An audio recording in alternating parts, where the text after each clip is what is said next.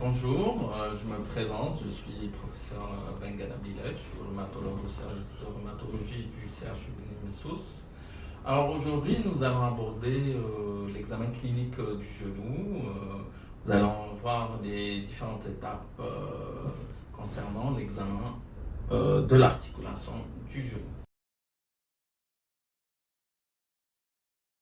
Tout d'abord, il faut commencer par l'examen clinique du patient debout.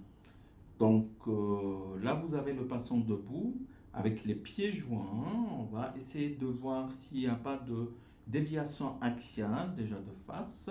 Donc nous voyons ici un génuvarum avec une distance intercondylienne qui est de 4 doigts. Donc pour la distance intermalléolaire, vous voyez qu'elle est pratiquement nulle. Donc, on a aussi l'examen clinique, il doit être de profil. On recherche généralement un génuflexum ou un génu recurvatum, donc toujours dans le registre des déviations axiales. Donc, il faudrait aussi examiner s'il y a éventuellement une tuméfaction, s'il n'y a pas de déformation euh, qui peuvent orienter vers une pathologie quelconque.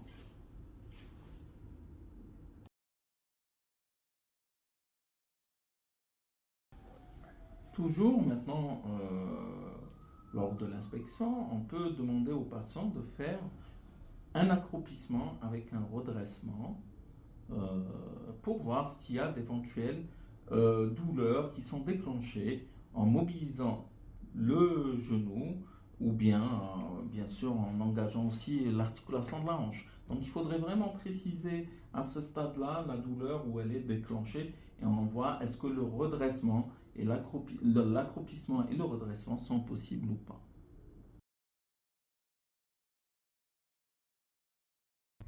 Maintenant, on va examiner le patient décutus dorsal. On va allonger le patient, on va lui demander de se détendre. Donc, il ne faudrait pas qu'il contracte ses muscles. Donc, après, nous allons voir déjà avec nos yeux, on va inspecter, on voit s'il n'y a pas de rougeur, s'il n'y a pas de déformation. Puis, on va toucher, donc s'il n'y a pas de chaleur locale. Et on va inspecter aussi s'il n'y a pas d'atrophie du muscle quadricipital. On peut confirmer d'ailleurs avec un mètre ruban et on, on estime un peu, on évalue le périmètre. Donc au niveau de cette partie de la cuisse. Donc ensuite on va essayer de rechercher le choc rotulien ou le signe du glaçon en rapport avec la présence de liquide à l'intérieur de l'articulation.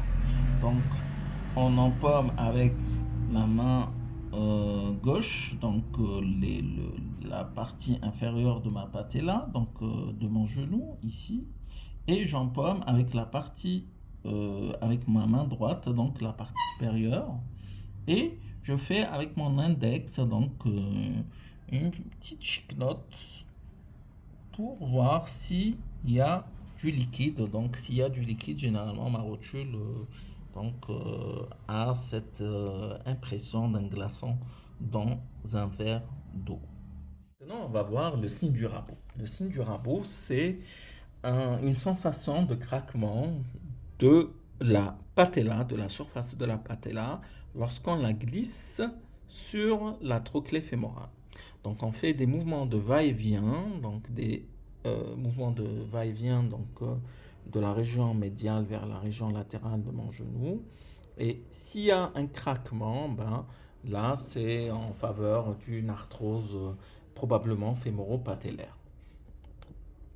Toujours dans le cadre de l'examen clinique du genou, maintenant on va voir l'examen des creux poplités qui est un volet très important. Donc on va palper les creux poplités à la recherche d'un éventuel kyste poplité ou le fameux kyste de Baker.